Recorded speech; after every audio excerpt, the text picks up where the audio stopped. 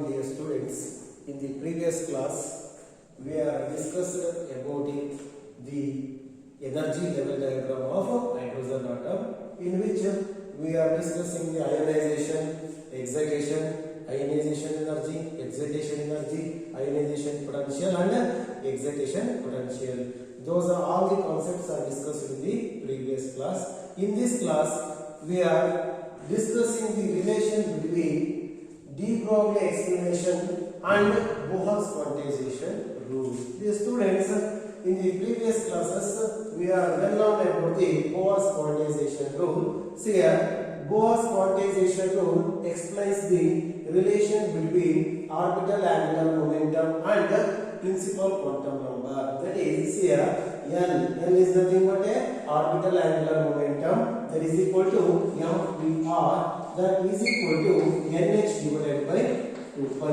That is in the Bohr's quantization rule or in the Bohr's postulate, we are well known about this relation. That is, the orbital angular momentum is equal to the integral multiple of h by 2 pi, where h is nothing but a Planck's constant. That value is 6.625 into 10 to the power of minus 34 joule second, where n represents the principal quantum number that takes the values 1, 2, 3, 4 and so on. This is the Bohr's quantization rule. This Bohr's quantization rule is obtained by using the de Broglie explanation.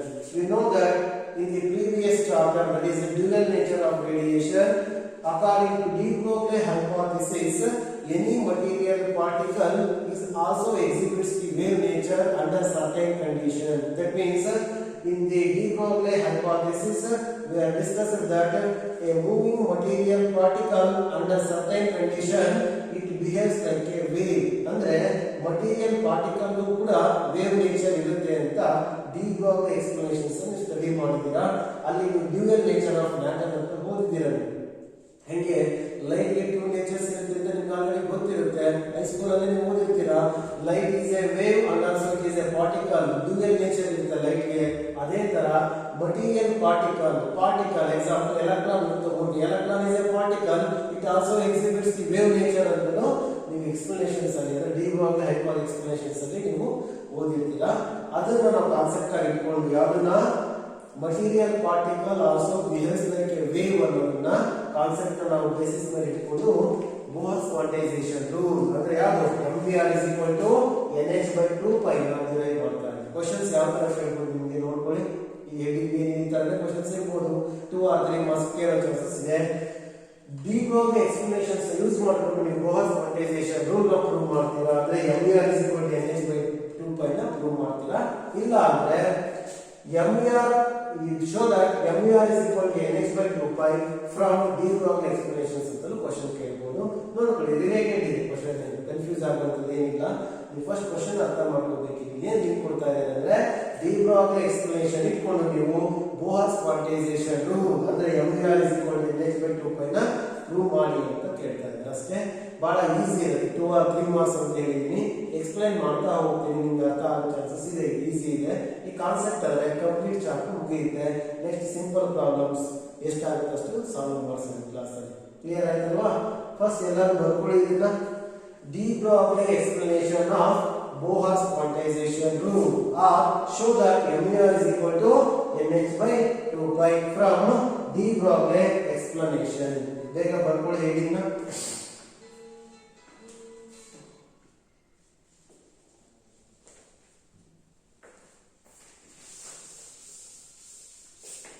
ಬೇಗ ಬರ್ಕೋಬೇಕು ನೀವು. ಅಂದ್ರೆ ನಾನು first concept ತಗೊಂಡು de Broglie explanation ಅದನ್ನ ಇಟ್ಕೊಂಡು ನಾನು Bohr's quantization rule ನ prove ಮಾಡ್ತಾ ಇದ್ದೀನಿ. ಅರ್ಥ ಆಯ್ತಲ್ಲ? ಏನಂತ ಹೇಳ್ತಾರೆ de Broglie? Any moving material particle is also exhibit wave nature. Material particle move ಆಗ್ತಾ ಇದ್ರೆ ಸರ್ಟೈನ್ ಕಂಡೀಷನ್ಸ್ ಅಲ್ಲಿ ಅದಕ್ಕೆ ವೇವ್ ನೇಚರ್ ಇರುತ್ತೆ ಅನ್ನೋದನ್ನ ಪ್ರೂವ್ ಮಾಡಿದ್ದೀರಾ. ಸಿಮಿಲರ್ಲಿ ನೀವು ಕೆಲವು ಕಾನ್ಸೆಪ್ಟ್ ಓದಿರ್ತೀರಾ. ಆ ಯಾವಾಗಲೂ ಒಂದು ಮಟೀರಿಯಲ್ ಪಾರ್ಟಿಕಲ್ ಮೂವ್ ಆಗ್ಬೇಕಾದ್ರೆ ಅದಕ್ಕೆ ವೇವ್ ನೇಚರ್ ಇರುತ್ತೆ. ಆ ವೇವ್ ನ ನಾವು de Broglie ವೇವ್ ಅಂತ ಕರಿತೀವಿ. ಅವಾಗ ಬರೋ ವೇವ್ ಲೆಂತ್ ನಾವು de Broglie wave length. The wavelength associated with the de Broglie wave is called de Broglie wavelength. that is equal to lambda is equal to h by p. ಗೊತ್ತಿರುತ್ತೆ ನಿಮಗೆ that is h ಅಂದ್ರೆ Planck's constant, p ಅಂದ್ರೆ linear momentum, that is equal to h divided by mv. in terms of mass and velocity, in terms of momentum ಅಂತ ಹೇಳಿದ್ರೆ ನೀವು ಈ relation use ಮಾಡ್ತಾ ಇದ್ದೀರಿ D Broglie wave length find out ಮಾಡೋದಕ್ಕೆ. ಬೇರೆ ಬೇರೆ ಟರ್ಮ್ಸ್ ಎಲ್ಲ ಕೇಳಿದ್ದೀರಾ, ಗೊತ್ತಿದೆ, ನೀವು ಓದಿದೆ. in terms of accelerating potential, in terms of kinetic energy, ಈ ತರ ಎಲ್ಲ ನೀವು ಓದಿದ್ದೀರಾ. ಜಸ್ಟ್ ನಿಮಗೆ ಬೇಸಿಕ್ ರಿಲೇಶನ್ ಗೊತ್ತಿರಲಿ, ಯೂಸ್ ಆಗುತ್ತೆ. ನೀವು ಓದಿದ್ದೀರಾ previous chapter de Broglie wavelength ಗೆ ಎಕ್ಸ್ಪ್ರೆಷನ್ಸ್ ಬರೀರಿ. in terms of mass and velocity, in terms of momentum ಅಂತ ಬರ್ತಿದ್ದೀರಾ. ಈಗ ನಾನು ಕಾನ್ಸೆಪ್ಟ್ ಎಕ್ಸ್ಪ್ಲೈನ್ ಮಾಡೋದು ಕರೆಕ್ಟ್ ಆಗಿ ಅರ್ಥ ಮಾಡ್ಕೊಳ್ಳಿ, ನಿಮಗೆ ಗೊತ್ತಾಗುತ್ತೆ ನಾನು ಎಕ್ಸ್ಪ್ಲೈನ್ ಮಾಡ್ತಾ ಇದ್ದೀನಿ ಅಂತ. Dear students, you know that electron is revolving around the nucleus. ಇದೆಲ್ಲ ನಿಮಗೆ ಗೊತ್ತಿರೋ ಕಾನ್ಸೆಪ್ಟ್.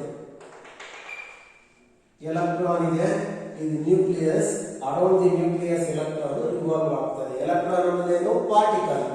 ನಾನು ಯೂಸ್ ಮಾಡ್ತಾ ಇರೋದು ಡಿ ಬ್ರಾಗ್ಲಿ ಎಕ್ಸ್ಪ್ಲನೇಷನ್. ಅಂದ್ರೆ according to de Broglie hypothesis, a moving electron around the nucleus, ಒಂದು ಎಲೆಕ್ಟ್ರಾನ್ ಅನ್ನೋ ಪಾರ್ಟಿಕಲ್ ಏನಾಗ್ತದೆ ಅರೌಂಡ್ ದಿ ನ್ಯೂಕ್ಲಿಯಸ್ ಮೂವ್ ಆಗ್ತದೆ. ಡಿ ಬ್ರಾಗ್ಲಿ ಏನ್ ಹೇಳ್ತಾರೆ ಆ ಹೈಪೋಥಿಸಿಸ್ ಅಂದ್ರೆ the moving particle electron around the nucleus exhibits wave nature. Generally ನಿಮಗೆ ಗೊತ್ತಿದೆ, ಯಾವ್ದಾದ್ರು ಒಂದು ಮಟೀರಿಯಲ್ ಪಾರ್ಟಿಕಲ್ ಸರ್ಟೈನ್ ಕಂಡೀಷನ್ಸ್ ಅಲ್ಲಿ ಮೂವ್ ಆಗ್ತಾ ಇದ್ರೆ ಅದಕ್ಕೆ ವೇವ್ ನೇಚರ್ ಇರುತ್ತೆ ಅಂತ ಅದನ್ನ ಇಲ್ಲಿ ಹೇಳ್ತಾರೆ. ಇಲ್ಲಿ ಮೂವ್ ಆಗ್ತಾ ಇರೋ ಮಟೀರಿಯಲ್ ಪಾರ್ಟಿಕಲ್ ಯಾವುದು ಎಲೆಕ್ಟ್ರಾನ್. ಎಲೆಕ್ಟ್ರಾನ್ ಮೂವ್ ಆಗ್ತಾ ಇದೆ, ಅದು ಪಾರ್ಟಿಕಲ್, ಅದು ಏನು ಎಕ್ಸಿಬಿಟ್ ಮಾಡ್ತಾ ಇದೆ ಅಂದ್ರೆ ವೇವ್ ನೇಚರ್ ನ ಎಕ್ಸಿಬಿಟ್ ಮಾಡ್ತಾ ಇದೆ. ಈಗ ನಾನು ಬರೀತಾ ಇದ್ದೀನಿ ವೇವ್.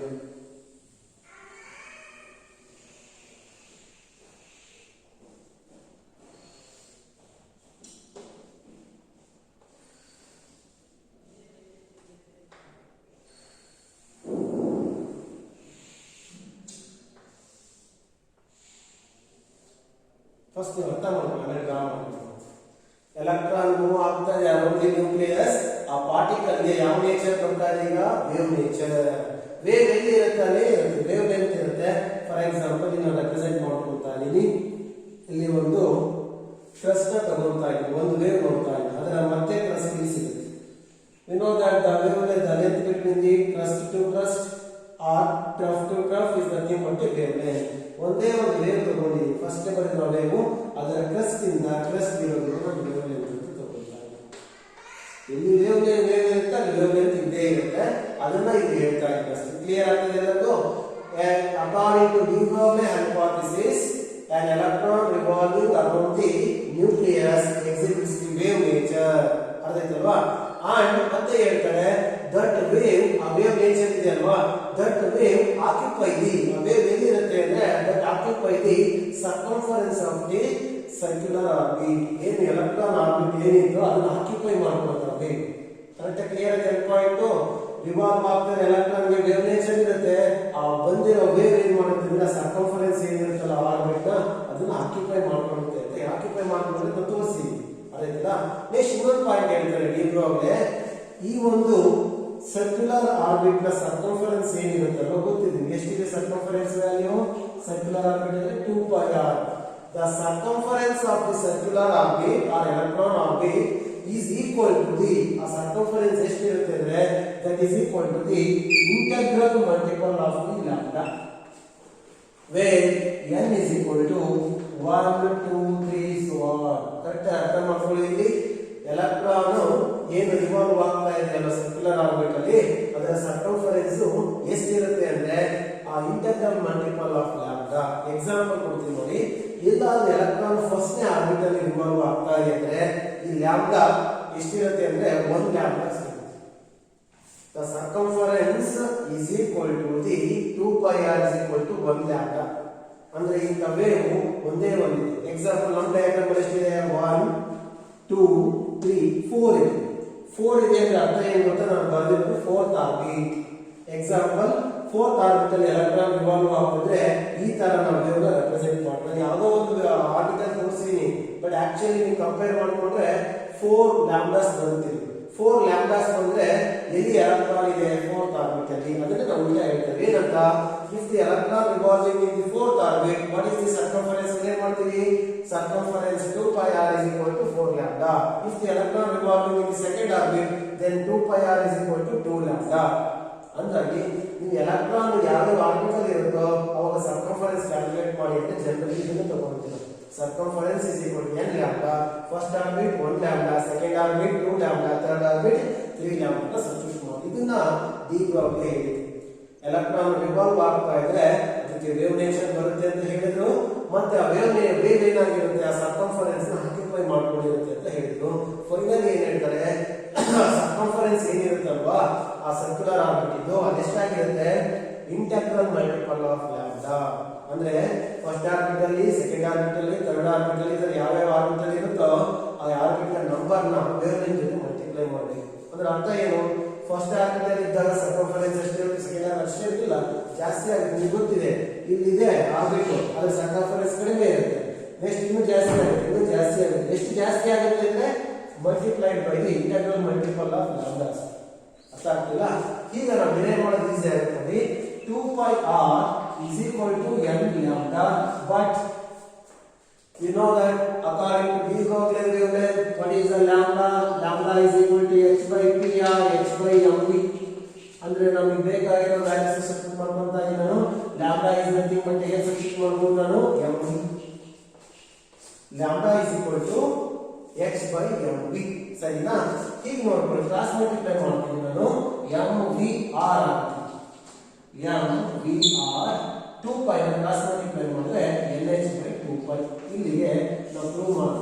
ನೋಡ್ಕೊಳ್ಳಿ, mvr angular momentum is equal to nh by 2 pi. ಯಾವ ತರ ಪ್ರೂವ್ ಮಾಡಿದ್ವಿ ನಾವು ತಗೊಂಡಿದ್ದು ಯಾವ ಕಾನ್ಸೆಪ್ಟ್ ನ, ಡಿ ಬ್ರಾಗ್ಲಿ ಎಕ್ಸ್ಪ್ಲನೇಷನ್ ತಗೊಂಡ್ವಿ.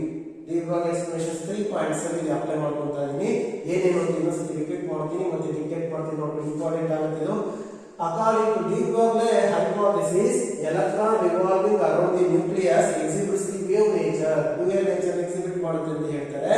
ಆಮೇಲೆ ಆ wave nature ಬಂದಾಗ ಏನಾಗುತ್ತೆ, the wave occupied the circumference of the circular orbit. ಆ wave ಬರೋದು ಏನಾಗುತ್ತೆ, ಎಲ್ಲೋ ಇರಲ್ಲ, ಅದು ಏನಾಗುತ್ತೆ, ಆ ಸರ್ಕ್ಯುಲರ್ ಆರ್ಬಿಟ್ ಸರ್ಕಂಫರೆನ್ಸ್ ನ ಅದು ಆಕ್ಯುಪೈ ಮಾಡ್ಕೊಳ್ಳುತ್ತೆ. ಎರಡು ಪಾಯಿಂಟ್ ಆಯ್ತಾ. ಥರ್ಡ್ ಪಾಯಿಂಟ್ ಏನು, ಆ ಸರ್ಕಂಫರೆನ್ಸ್ ನ, ಆ ಸರ್ಕ್ಯುಲರ್ ಆರ್ಬಿಟ್ ಸರ್ಕಂಫರೆನ್ಸ್ ಎಷ್ಟಾಗಿರುತ್ತೆ, is equal to the integral multiple of lambda. First orbit circumference find out ಮಾಡಿದ್ರೆ 1 ಸಬ್ಸ್ಟಿಟ್ಯೂಟ್ ಮಾಡಿ, ಥರ್ಡ್ ಆರ್ಬಿಟ್ ಫೈಂಡ್ ಔಟ್ ಮಾಡಿದ್ರೆ 3 ಸಬ್ಸ್ಟಿಟ್ಯೂಟ್ ಮಾಡಿ. ಇಷ್ಟೇ. ಇವೆಲ್ಲ ಬೇಸಿಕ್ ಬೇಕಾಗುತ್ತೆ, ಸಿಇಟಿ ಗೆಲ್ಲ ಬೇಕಾಗಬಹುದು. ಇನ್ನು ನಿಮ್ಮ NCERT ಸಿಲೆಬಸ್ ಅಲ್ಲೂ ಇದು ಕ್ವೆಶ್ಚನ್ಸ್ ಕೇಳೋ ಚಾನ್ಸಸ್ ಇರುತ್ತೆ.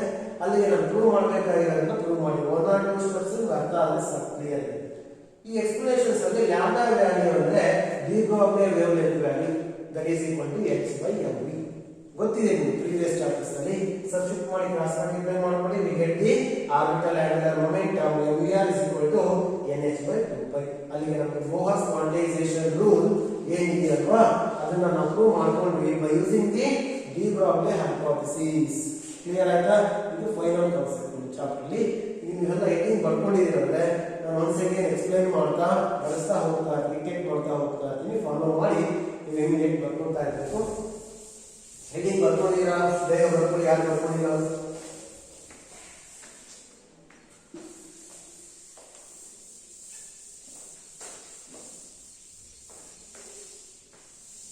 ಈಗ ನೀವು ಬೋಹರ್ಸ್ ಕ್ವಾಂಟೈಸೇಷನ್ ರೂಲ್ ನ ಡಿರೈವ್ ಮಾಡಬೇಕಾಗಿದೆ using D Broglie explanation. Write down.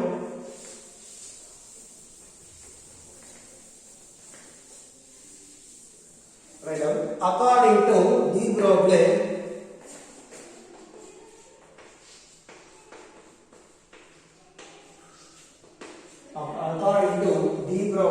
hypothesis,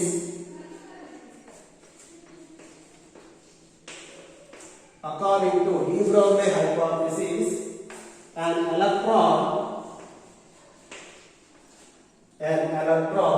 moving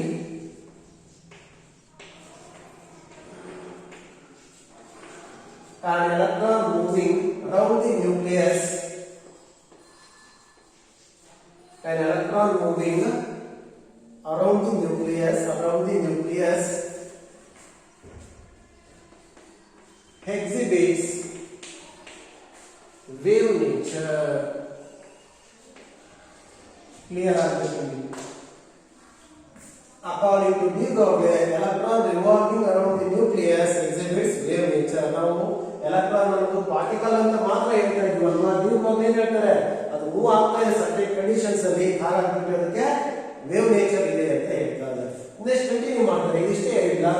ಆ ಒಂದು ವೇವ್ ನೇಚರ್ ಅಲ್ಲಿ ಏನ್ ಬರುತ್ತಲ್ಲ ವೇವ್ ಆಕ್ಯುಪೈ ಮಾಡ್ಕೊಳ್ತಾ ಇದೆ ಸರ್ಕಂಫರೆನ್ಸ್. ನೆಕ್ಸ್ಟ್ ಬರ್ಕೊಳ್ಳಿ.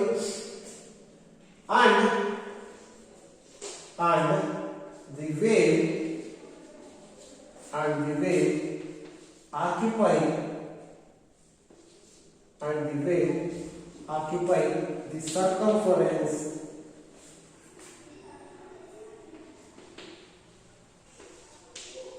of the wave ಏನಾಗುತ್ತೆ ಎಲ್ಲಿರುತ್ತೆ ಅದು ಸರ್ಕಂಫರೆನ್ಸ್ ಆಕ್ಯುಪೈ ಮಾಡ್ಕೊಂಡಿರುತ್ತೆ. Occupy the circumference of the circular orbit. Circumference of the circular orbit. Next diagram ಬರ್ಕೊಳ್ಳಿ. ಫಸ್ಟ್ ಒಂದು ಆರ್ಬಿಟ್ ಬರ್ಕೊಳ್ಳಿ ನೀವು. ಸರ್ಕ್ಯುಲರ್ ಎಲೆಕ್ಟ್ರಾನ್ ರಿವಾಲ್ವ್ ಆಗುವ ಒಂದು ಸರ್ಕ್ಯುಲರ್ ಆರ್ಬಿಟ್ ಬರ್ಕೊಳ್ಳಿ ಫಸ್ಟ್.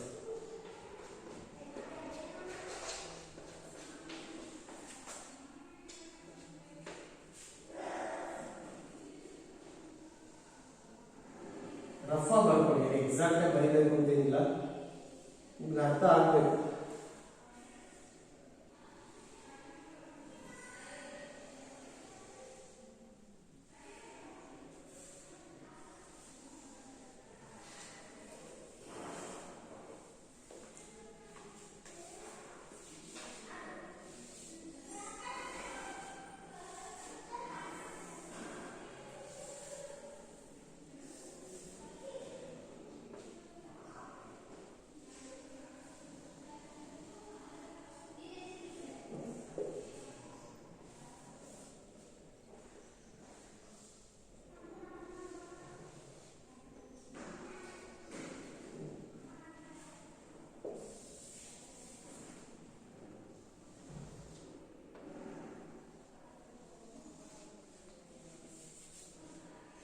ಫಸ್ಟ್ ಒಂದು ವೇವ್ ಬರ್ಕೊಳ್ತಾ ಒಂದು ವೇವ್ ಕಂಪ್ಲೀಟ್ ಆಗುತ್ತೆ.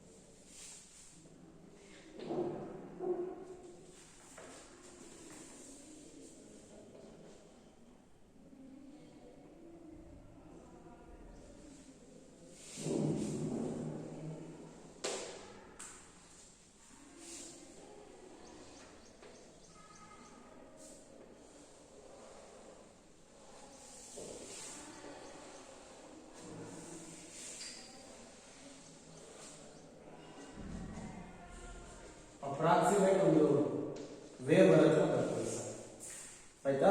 ನೆಕ್ಸ್ಟ್ ಇನ್ನೊಂದು ಆಪೋಸಿಟ್ ಅಲ್ಲಿ ವೇವ್ ಬರುತ್ತೆ. ಆಪೋಸಿಟ್ ಅಲ್ಲಿ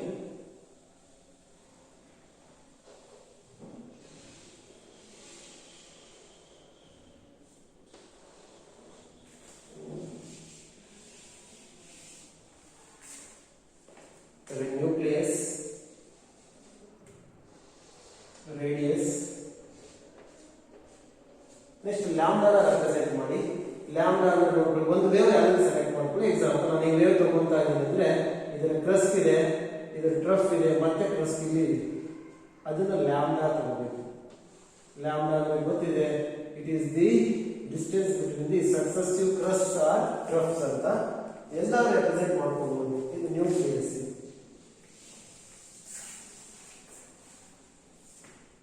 ಇನ್ನೊಂದು ಹೇಳ್ತೀನಿ ನೋಡಿ. According to de Broglie hypothesis, an electron revolving around the nucleus exhibits the wave nature and the wave occupies the circumference of the circular orbit.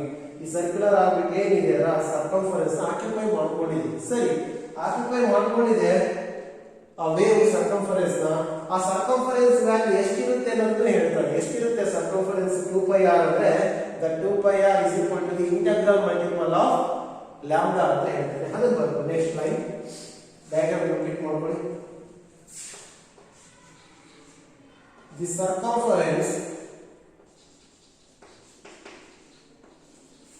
circumference of the circular orbit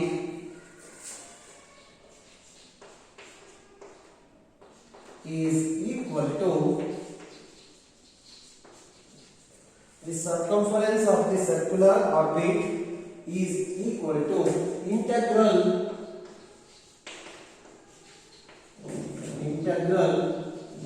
multiple of ಯಾವುದಕ್ಕೆ integral multiple ಆಗುತ್ತೆ lambda ಅಂದ್ರೆ ಏನಲ್ಲಿ de Broglie wavelength integral multiple of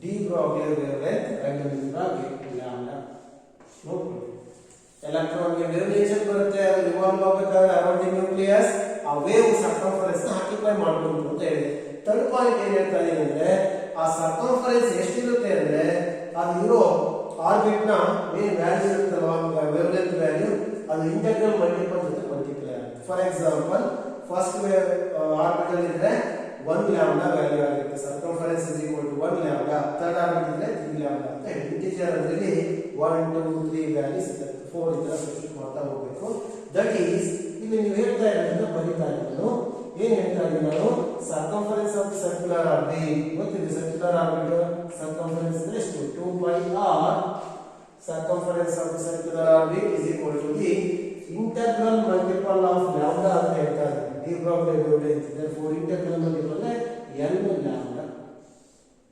equation number 1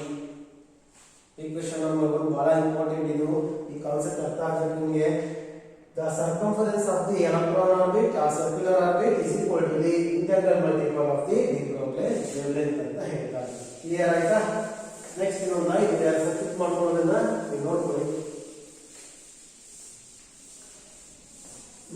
but ಇದಾದ್ಮೇಲೆ ಬರೀತಾ ನೋಡಿ but D Broglie wavelength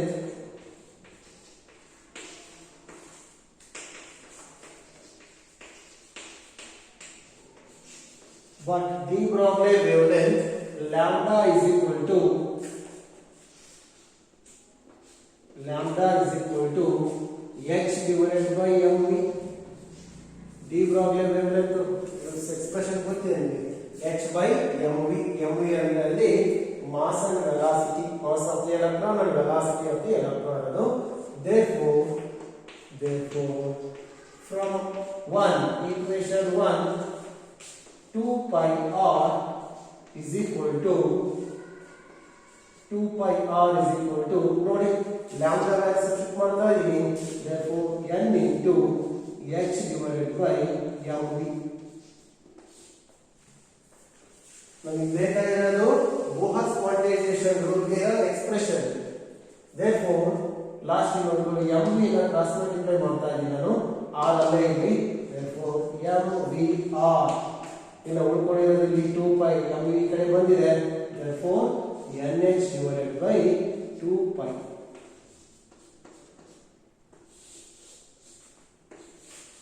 ನೋಡಿ ನಾವೇನು prove ಮಾಡ್ತಾ ಇದ್ದೀವಿ ಇಲ್ಲಿಗೆ ಬೋಹರ್ಸ್ ಕ್ವಾಂಟೈಸೇಷನ್ ರೂಲ್ ಯಾವುದು ಯೂಸ್ ಮಾಡ್ಕೊಂಡಿದ್ದೀನಿ ನಾನು D Broglie explanation this is the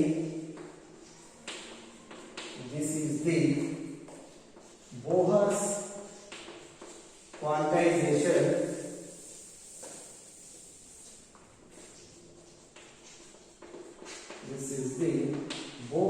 quantization rule ನೋಡಿ ಬೋಹರ್ಸ್ ಕ್ವಾಂಟೈಸೇಷನ್ ರೂಲ್ ಅನ್ನು ಡಿರೈವ್ ಮಾಡಿದ್ರು ಏನು ಯೂಸ್ ಮಾಡ್ಕೊಂಡು ಯಾವ ಕಾನ್ಸೆಪ್ಟ್ ಯೂಸ್ ಮಾಡ್ಕೊಂಡು ಅಂದ್ರೆ ದಿಸ್ ಡಿ Broglie ಹೈಪೋಥಿಸಿಸ್ ಆ ಪಾಯಿಂಟ್ಸ್ ಕ್ಯಾಚ್ ಮಾಡಬೇಕು ಏನು ಹೇಳ್ತಾರೆ ಡಿ Broglie ಹೈಪೋಥಿಸಿಸ್ ಯೂಸ್ ಮಾಡಿ ಅನ್ನೋದನ್ನ 1 or 2 ಟೈಮ್ಸ್ ನೋಡ್ಕೊಂಡು ಈಸಿ ಆಗುತ್ತೆ ಡಯಾಗ್ರಾಮ್ ಅಷ್ಟೇ ಅಪ್ರಾಕ್ಸಿಮೇಟ್ ಅಷ್ಟೇ ಭಾಳ ಟೈಮ್ ವೇಸ್ಟ್ ಮಾಡೋ ಸ್ಥಿತಿ ಇಲ್ಲ ಡಯಾಗ್ರಾಮ್ ಬರೀಲಿಲ್ಲ ಅಂದ್ರೆ ಮಾಡಿಸೋದು ಅದನ್ನು ಗೊತ್ತಿರಲಿ ಇಲ್ಲಿ ನೀಟಾಗಿ ಇಂಜಿನಿಯರಿಂಗ್ ಪ್ರಾಕ್ಟೀಸ್ ಮಾಡಿ ಇಲ್ಲಿಗೆ ನಿಮಗೆ 100% ಚಾಪ್ಟರ್ ಕಂಪ್ಲೀಟ್ ಆದಂಗೆ ಅಟೆಂಪ್ಟ್ ಚಾಪ್ಟರ್ ಇನ್ನು ಪ್ರಾಬ್ಲಮ್ಸ್ ಇರುತ್ತೆ ನೋಡೋಣ ಟೈಮ್ ನೋಡ್ಕೊಂಡು ಸಿಗುತ್ತೆ ಡಿಟೇಟ್ ಮಾಡೋದ್ರಲ್ಲಿ ಲೇಟ್ ಆಗ್ಬೋದು ಆದರೆ ನಾನು ನೆಕ್ಸ್ಟ್ ಕ್ಲಾಸಲ್ಲಿ ನಿಮಗೆ ಬೇರೆ ಕಾನ್ಸೆಪ್ಟ್ ಎಕ್ಸ್ಪ್ಲೈನ್ ಮಾಡಿದ್ರೆ ನ್ಯೂಕ್ಲಿಯರ್ ಚಾಪ್ಟರ್ ಯಾವ ಚಾಪ್ಟರ್ ಬೇಕಾಗುತ್ತೆ ನೋಡೋಣ ಇಲ್ಲಿಗೆ ಚಾಪ್ಟರ್ ಕಂಪ್ಲೀಟ್ ಆಗಿದೆ ಅಂತ ಹೇಳ್ತಾ ಇದ್ದೀನಿ ರಿಪೀಟೆಡ್ ಆಗಿ ನೀವು ನೋಡ್ಕೊತಾ ಇರೋ ಕಾನ್ಸೆಪ್ಟ್ಸ್ ಥ್ಯಾಂಕ್ ಯು ಸ್ಟೂಡೆಂಟ್ಸ್